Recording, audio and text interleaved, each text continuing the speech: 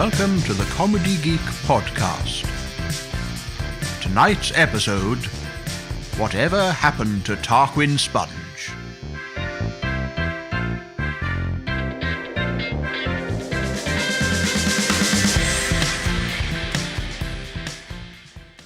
Today on the Truth Hour, we are joined by Donald Rutherford of the anti-clockwise movement.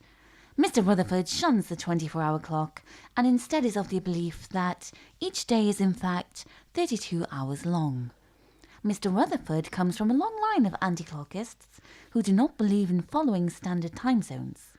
He was actually booked to join us several weeks ago, but turned up today due to the difference in time structure. Good day to you, sir. Good day, Angie, and can I just correct you on something very quickly? I am not a member of the anti-clockwise movement. I am a member of the 32-hour movement, or 32.64 hours if you want to be precise. I do not believe that clocks run backwards. I simply believe that there are more hours in a day. I do apologise.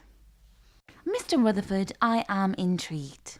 What is actually wrong with our 24-hour clock? Well, Felicity, I'm glad you asked. The thing is, you see, the government, they have reprogrammed your natural thinking and they have corrupted the system.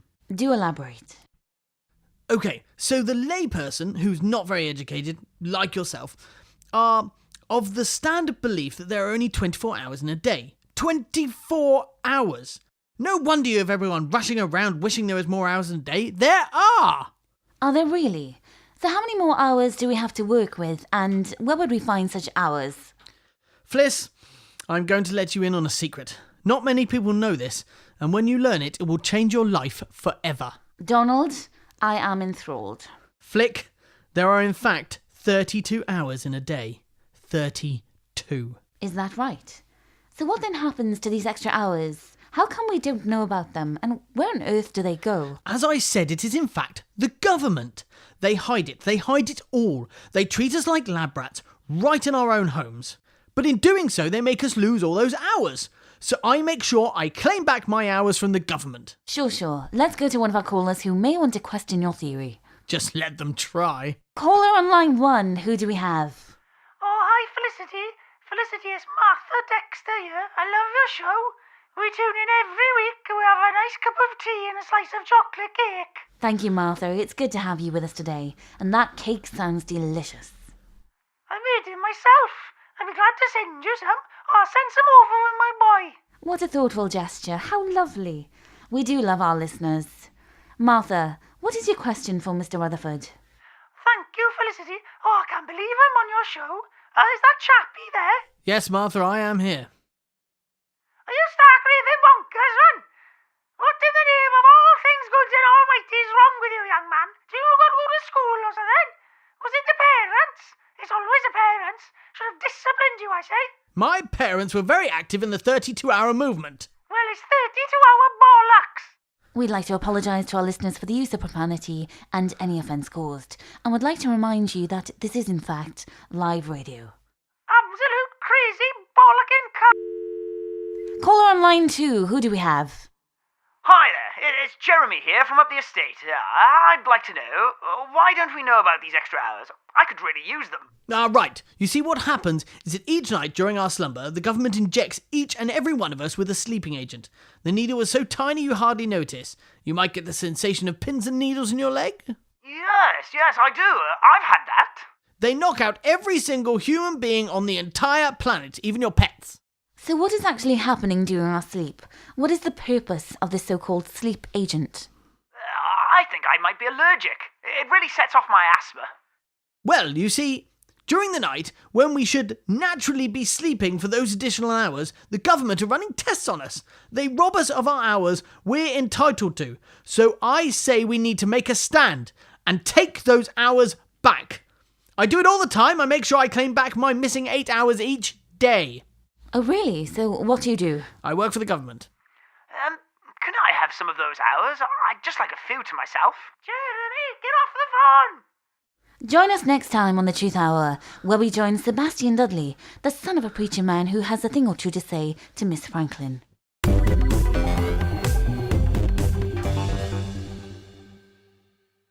Hey, thanks for coming. Oh, no problem. What's up? I have some good news and I wanted to give it to you in person. Okay.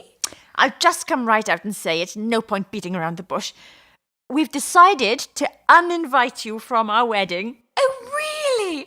Oh, wow, that's amazing news. Oh, thank you so much. How come? Well, we decided we weren't going to invite people just for the sake of it. The cost per head is crazy after all. Well, that does make sense. Gosh, I can't believe my luck. Plus, we've never really been great friends anyway. Precisely. And your boyfriend is really quite obnoxious. Yes, I know. He would make everyone feel nauseous, wouldn't he? I applaud your decision. Also, our wedding venue tell us you're still banned for life. Some sort of incident. With a trumpet? Yes, with the trumpet. Oh, well, at least I don't have to wear stupid disguise now. I just can't believe this incredible news. I thought you'd be happy. I am incredibly happy. Are you really sure I'm uninvited? You don't want me there at all? Oh, I don't want you anywhere near the place, to be honest. If you were out of the country at the time, well, that would be even more ideal. And this means I don't have to waste money on an expensive wedding gift now. I know. Just think what you could spend all that money on. An epoxy-coated plywood terrarium for a large snake. Oh, Genevieve. Oh, Flossy. As part of our language and diversity program here at Comedy Geek, we've made it our mission to incorporate a range of different cultures and communicative languages into our show. This week we are proud to be the first podcast in history to bring you a sketch performed entirely by mime. Take it away, Amy. Wait, you ready? Ready? Watch it. Let's see. Oh, I clicked. Wow. Oh, you're really clicky.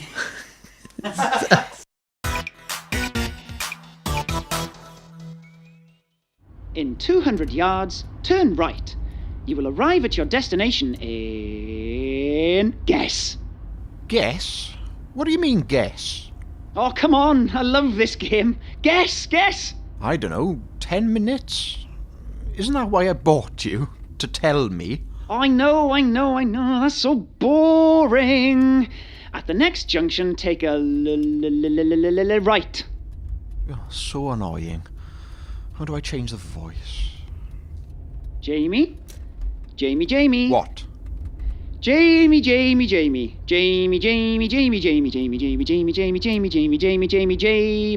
Jimbo, Jimba Baruni. What? Jamie, Jiminy Cricket, Jamo, Jamiroquai, Jamboree, Jemima, Jamie Lee, Jimbone, Gemini, Jamaroni, no Jamba, J Jogs, Jame of Thrones, Jim Appel, Jame on Toast, Jim Bob. What? What's up? Listen, I'm trying to concentrate if you don't mind.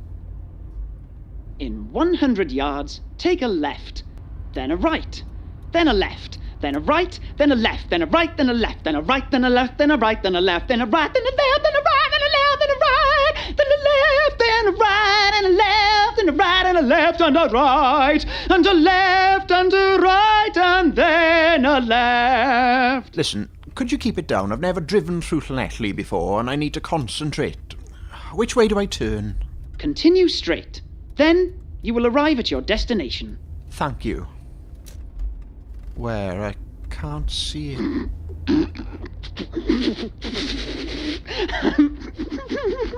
I'm just kidding. You're miles away from your destination.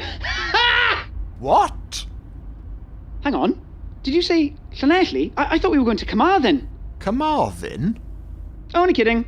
We're nearly there. In 100 yards, turn right. I don't know why I bought this piece of crap. Bear right. Right? There is no turn right. No, I mean there's a bear on your right. Roar! Look out! By the way, Jimbers, you've got something on your face. Where? Yeah, that's it, right there, in the middle. You've got it right. Where? Wait, that's your nose. Ha ha! First thing tomorrow, I'm taking you back to Curry's. At the next junction, turn left.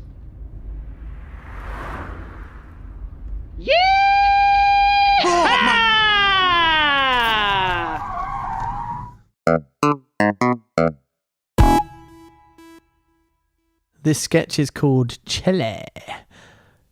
Jacob, you hungry? Yeah, I suppose I am a little bit peckish. What do you fancy? Well, it's gone so frosty cold outside. I whipped up a nice batch of my chili. A chili?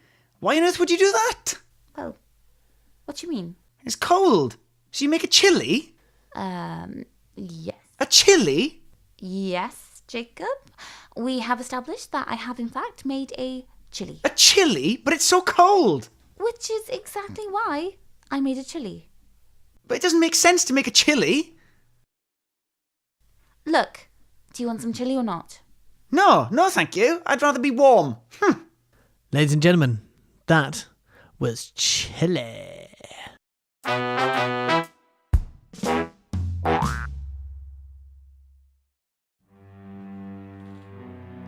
That was part 3 of A Day in the Life of a Retired Accountant by Dominic Freelance. You're listening to Radio Dramatics UK. Next up, we were scheduled to go live to Studio 2 for this week's instalment of Royal Bloodlines. But I've just been informed our new sound effects man is running a bit late and... Oh no, wait. I've just been given the nod. Thank goodness he has arrived. Well, this is live radio after all. Anything can happen. So now, let's go live to Studio 2 for the next exciting instalment of Royal Bloodlines. Narrated, of course, by none other than Corbin Smallgarden. Royal Bloodlines.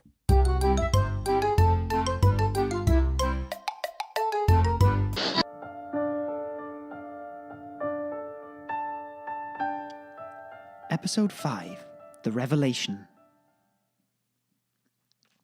Lady Parchester stood before Sir Roderick, as she had done many times before, but this time something was different.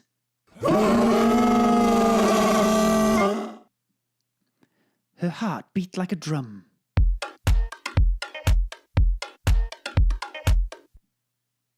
She was about to reveal the truth of her lowly upbringing to the entire court, but the only person in the hall that mattered was Sir Roderick.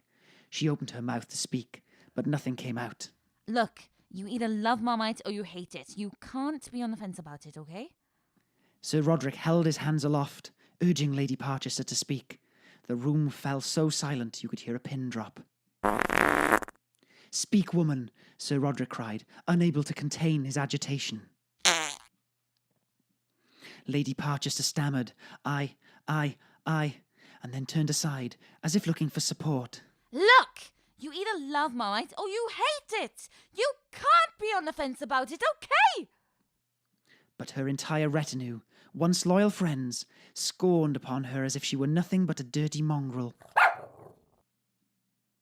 Suddenly, as if her prayers had been answered, the doors opened. Jamie, Jamie, Jamie, Jamie, Jamie, Jamie, Jamie, Jamie, Jiminy Cricket, Jamo, Jamiroquai, Jamboree, Jemima, Jamie Lee, Jimbone, and a... Look! You either love Marmite or you hate it! And you can't be on the fence about it, okay? I'm sorry, hang on a second.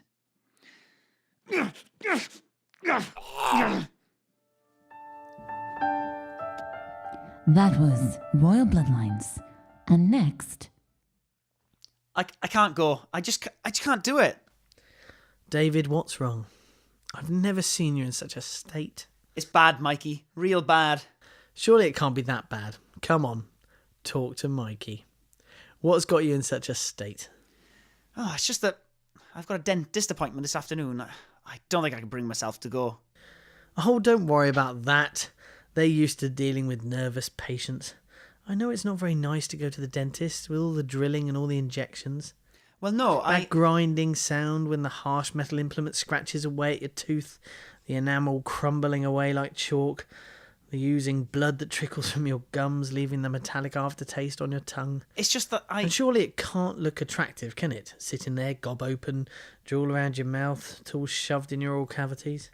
Well, I didn't think... The smell of burning when the drilling starts to grind, the choking sensation of the paste when they make that impression, the stray bits that are left in your mouth afterwards. Are you done? Why, yes, I believe so. Thing is, I'm not actually scared of the drills and stuff. No? No. It's the bill at the end. I'm just petrified of it. The next train arriving at platform 2 will be the 10:55 to Cardiff. Hi, can I book a return ticket to Swansea, please?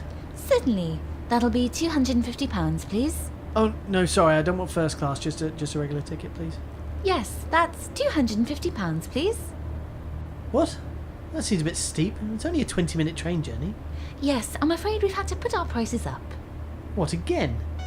Didn't they just increase prices recently? Yes, they've gone up again, I'm afraid. I could probably book a taxi there and back for cheaper. Yes, that's generally what we're aiming for. It just seems ridiculous. Do you still want the ticket? Well, I'm in a bit of a hurry, so I might have to bite the bullet this time. 250 quid, you said? Actually, it's just gone up again to £300. What? What, since we've been talking? Yes, train fares are updated in real time. I can't believe it. At this rate, nobody will be able to afford rail travel apart from rich people. That is the whole point, to be honest.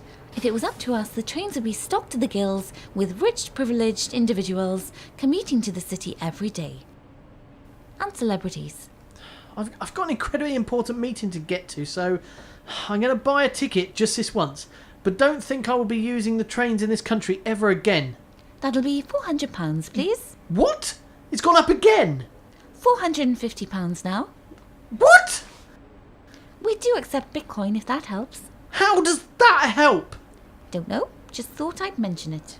Right. So you thought mentioning that you accept cryptocurrency would help with the problem of train fares rising before my very eyes? £500 now. Quick, then print me a bloody ticket. Here's your ticket. Enjoy your journey. Yeah, whatever. We are sorry to announce that the 10:55 train to Cardiff has been delayed by approximately 27 days. We are sorry for any inconvenience this might cause. Good evening and welcome to the Geek Report. I'm Sally Burns. I'm Jack Daniels. Today in the news, retro game cards are making a comeback. It's the only deck millennials can afford. In technology, Germany is set to start enforcing a law that demands social media sites move quickly to remove hate speech, fake news, and illegal material. Hate speech is the worst. More in technology, a Danish biotechnology company is trying to fight climate change, one laundry load at a time. It's a delicate issue. I wonder if there'll be a spin-off. Liquid whey waste from Greek yogurt could be the next biofuel. It's about time we embraced Greek culture. And shock as researchers say we may run out of chocolate in the next 30 years. That's probably when you'll finally start your diet. We're now going live to our showbiz consultant, Holly Woods. Holly, what's going on in the world of entertainment? Well, thank you, Sally, and thank you, Jack. We're here live in LA, bringing you the hottest news of the stars. Playboy considers closing down the magazine. That makes sense. They can't possibly continue now that all the Playboy bunnies are over the age of 25. Many claimed that they were exposed to the sound of hell after getting stuck on a ride in Disneyland. It must have been the new Frozen ride. Amy Winehouse's father claims the singer visits him at home during the night. She was just a shadow of her former self. And finally, Mexico has rolled out Trump-themed toilet paper. Looks like they have already started a smear campaign. Back to you in the studio, Sally and Jack. Thank you, Holly. We're now heading over to Diversion for the traffic report. Hi, Di. Hi, Sally. Hi, Jack. Well, it could have been chaos today as 40,000 pounds of avocado spilled onto the Texas highway. There was, however, a slight dip in traffic.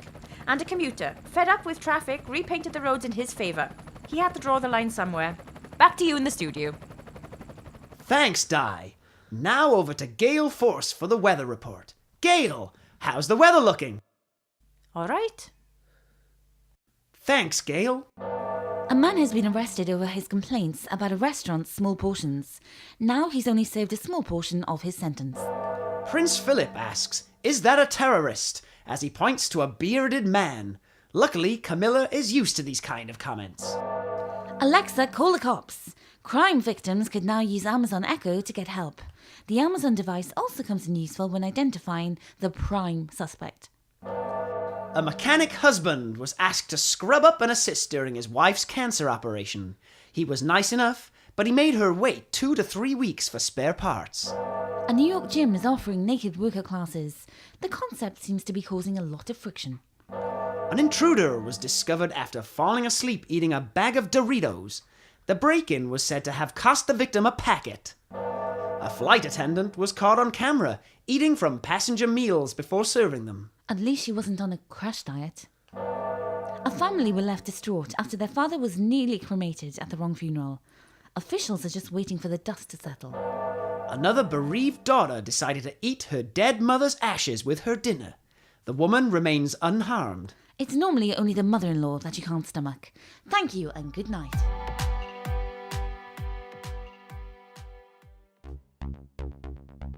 Welcome back to the deadliest things to say to a woman after she's been to the hairdresser's. Next up, Stephen Featherport tells us what happened when he made a fatal mistake after his wife's recent visit to the hairdresser's. Well, I was just sitting watching the telly when she got home. At first I didn't notice anything different, but then I remembered she said she would go to the hairdressers and that, so I had a look. What Stephen said next were the deadliest words he could have spoken. I turned to look at her and said, "Oh dear, you're going to ask for your money back, love? You know, just for a laugh and that." The next thing Stephen knew, things took a deadly turn. There was a huge explosion and the house just blew up. There were women and children running and screaming. And at first I didn't know what was happening, but then I saw the look on her face and I knew I'd said something wrong. 2 years later, Stephen's recovery is going well. We caught up with him at his local hospital. I'm slowly regaining mobility. It's a slow process, but the staff here have been really great. You know, I'm really lucky. My wife has stood by me all this time and all. She's a great woman. Oh, here she is now. Hi, love. Oh, are you okay? I'm sorry I'm late. The hairdresser was running behind, and I only just left there. What do you think? Ooh, wasn't it meant to be blonde? Looks a bit brassy.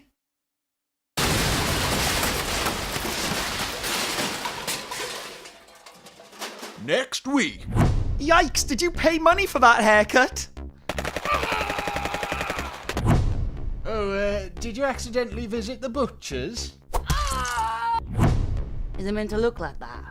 I could have given you that haircut for free.